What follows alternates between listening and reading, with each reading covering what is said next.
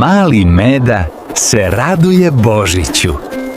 Želi svoje prvo božićno drvce.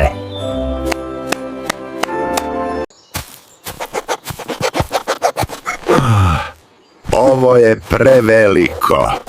Ne mogu ga pomaknuti.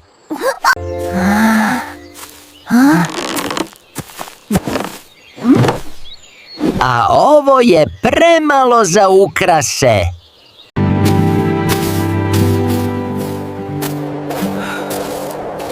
Možda neću pronaći svoje drvce.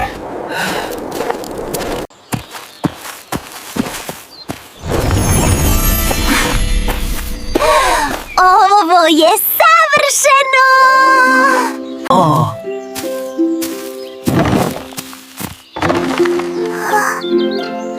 Ovdje žive male ptice. Meda razmišlja. Ne može uzeti dom pticama. Ukrasit ću drvce ovdje!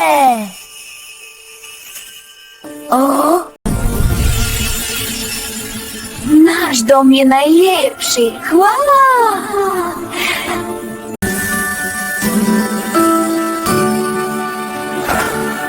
Svi prijatelji slave zajedno. Najljepši pokloni su oni koje dijelimo. Sretan Božić!